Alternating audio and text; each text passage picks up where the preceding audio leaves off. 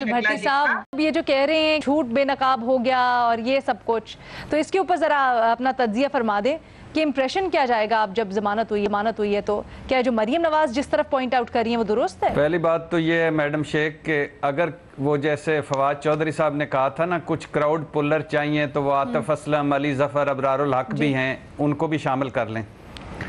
दूसरी बात ये है कि मैडम शेख ये मेरी अदालत का फैसला है, मुझे अपनी अदालत पर मुकम्मल एतबार है और मैं अपनी अदालतों के साथ हूँ।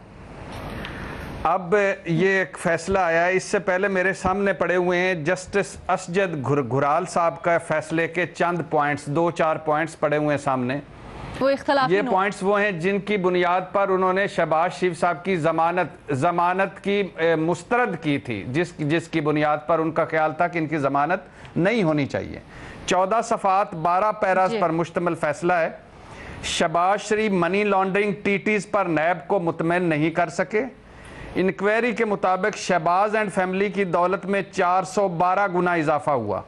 जाली टीटी से जायदादें बनाई। नुसरत, हमजा, सलमान, राबिया, इमरान, जवेरिया ने मुआवनत की। 78 मिलियन ज़री आमदनी का भी कोई सबूत नहीं। शहबाज शरीफ अपनी आमदनी के ज़राए साबित नहीं कर सके। शहबाज शरीफ ने अपने ख़ानदान और दूसरे बेनामीदारों के नाम पर जायदादें बनाई।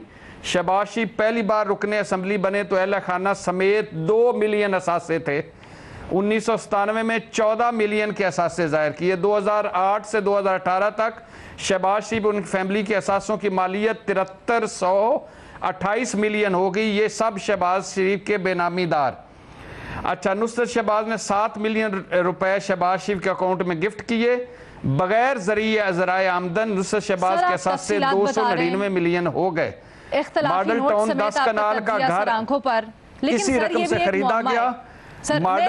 मॉडल टाउन का 10 कनाल का घर इसी रकम से खरीदा गया। बस आखिरी जुमला जो नुसरत शहबाज के अकाउंट में मुंतकिल हुआ।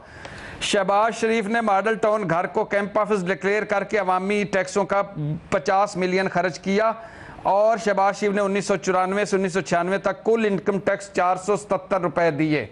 ये मैंने इसलिए पढ़ा है कि ये मेरा नहीं है, कोई तज्जिया नहीं है, ये जज साहब का इख्तलाफी नोट था जिस पर उन्होंने ज़मानत मुस्तरद की थी। अब मैडम शेख जहाँ तक इस बात का तल्लक है कि 2023 में नून लीग को इलेक्शन जितवा सकते हैं, इस मुल्क में कुछ भी हो सकता है। इस मुल्क में करप्शन, इखलाकियात, असूल, मंतक की कोई वैल्यू नहीं है। ये इलेक्शन अभी भी वो जिसने झूठ बोला है उसका भी बयानिया है, जो इश्तिहारी हुआ है उसका भी बयानिया है, जो 10 केसों में है उसका भी बयानिया है, और जिसने सुप्रीम कोर्ट रजिस्ट्री में कहा था 400 करोड़ लगाकर एक बूंद साफ पानी की नहीं पहुंचा सका, उसका भी बयानिया है। यहाँ बयानिया ही बयानिया है मैडम शेख। तो मैं जरा अपनी समझ के लिए और आखिरी बात मैडम शेख, मैं सिर्फ ये पूछना चाहती हूँ, वो भी एक मुअम्मा ही है कि किस तरह से अदालत में अनाउंस हुआ डिसीजन, उस वक्त कोई इख्तलाफ सामने नहीं था अपेरेंटली, लेकिन उसके बाद 3-4 दिन के बाद जब तहरीरी फैसला आता है तो उसमें नहीं मुअम्मा नहीं था, मुअम्मा नहीं था, मैं आपका तज्जिया चाहती हूं।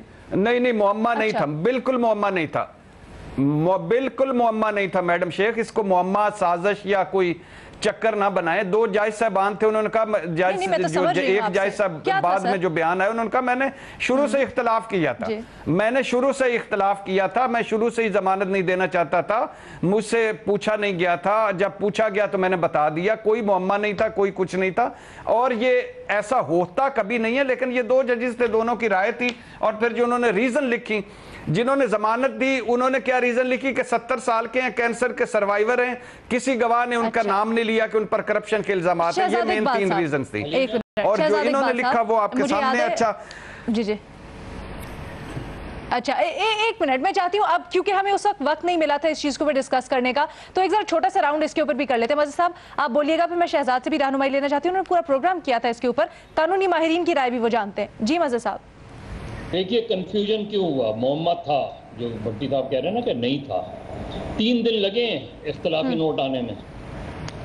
अगर उसी वक्त ये चीज़ अनाउंस हो रही है कि जी बेल हो गई है, चाहे नायब कासिद के थ्रू अनाउंस हुई है, खबरें जा रही हैं कि बेल हो गई है, تو اس کے فوراً بعد کم سے کم یہ ضرور ریاکشن آنا چاہیے تھا کہ جی یہ اختلاف ہے ان جج کو.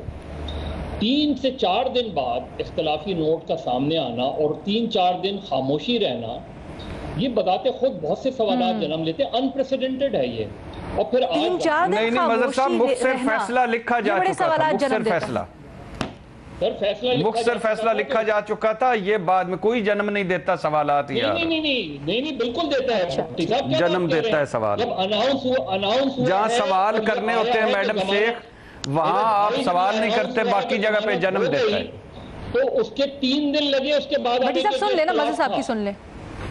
اس کے دوسرے گھنٹے میں آنا چاہیے تھا. نہیں یہ صحیح بات نہیں ہے. اسی وقت انہوں نے اختلاف گھنٹے بعد اختلاف کر دیا تھا، پتہ چل گیا تھا. یہ مختصر فیصلہ بھی آ گیا تھا.